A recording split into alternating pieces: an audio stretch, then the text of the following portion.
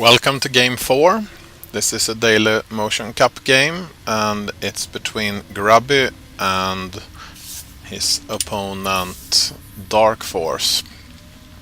aTnDarKFoRcE is spawning as the blue Zerg here in the lower left corner of Shakuras Plateau, and on the lower right corner we have the Grubby's the Protoss base of Grubby, which is green.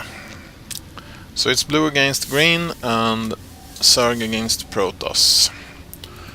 We have an observer moving out, checking for the opponent's base, and we have 9 supply, I guess it was, pylon, and probe, of course, moving out, checking for the opponent.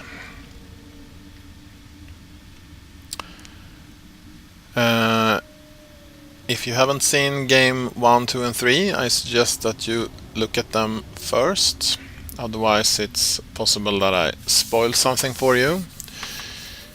The score right now in the game is 2 to aTnDarKFoRcE and 1 to Grubby, so Grubby needs to win this game to be able to stay in the game, to stay in the match. Okay, we can see that aTnDarKFoRcE once again starts with the extractor and then gets the spawning pool. Maybe this is the way to do it these days. And Grubby once again blocking the natural expansion for aTnDarKFoRcE with his probe.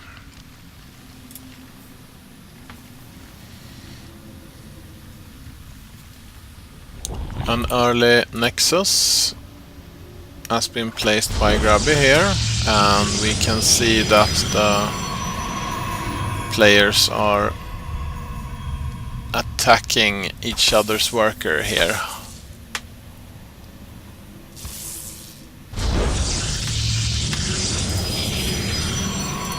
One forge, one gateway being warped in.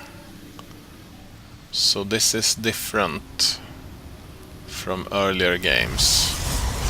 Grubby placed one pylon and then the second Nexus to be able to real fast get this expansion up. Now 4 Zerglings are chasing this poor probe, and it looks like there might be a few Zerglings coming over here to attack.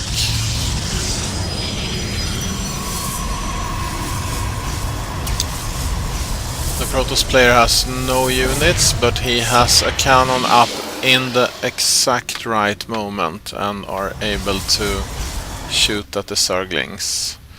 This probe was able to escape here.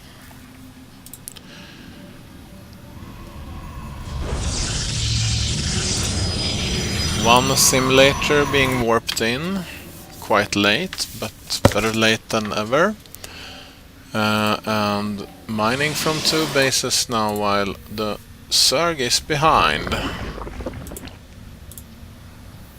But trying to compensate by creating a second and a third hatchery.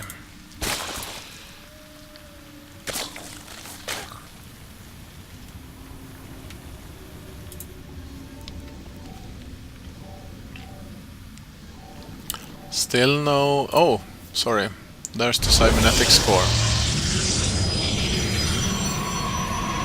And it looks like the Protoss player has blocked his entrance completely. This will be interesting. Is he going to go air or blink stalker? Or somehow else being able to create units who should be able to get out from his base. Of course he can also produce the units on the outside. This sentry, however, is coming in on the inside.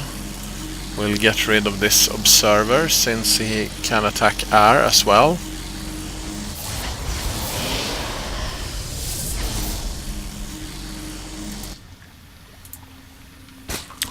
aTnDarKFoRcE is starting to mine from his third and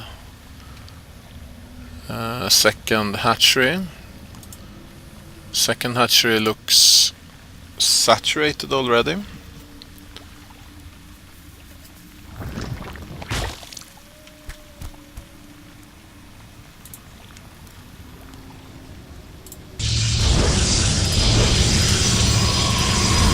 Okay, it's gates that are going to be used. Gate units, and we see a proxy pylon here in the north being built by the probe which was chased away. He can also warp in units here.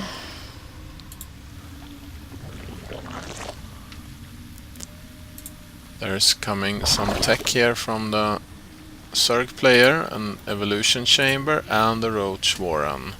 So it will probably be the same kind of fight that we have already seen. Roaches, maybe hydralisks versus a lot of stalkers perhaps.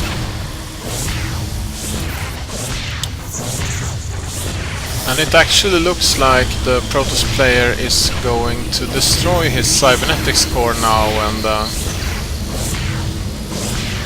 warp gate technology has been researched.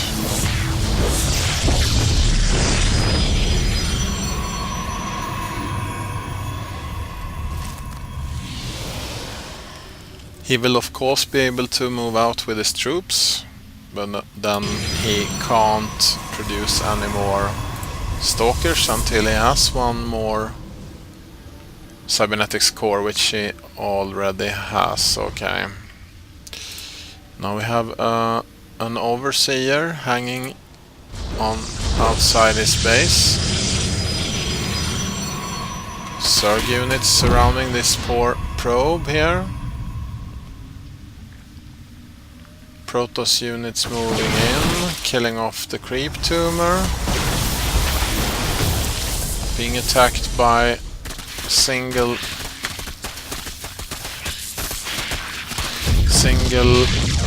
Zerglings. The first real engagement here. Force fields forcing the Zerglings to run around, getting killed. And the Protoss army is moving in on the third expansion. We see the roaches trying to defend. Queen getting captured outside the base by the force fields. Several roaches remain. And new roaches being morphed, but also the Protoss player is able to renew his army. This expansion will fall shortly, that's for sure. And aTnDarKFoRcE is surrendering this game.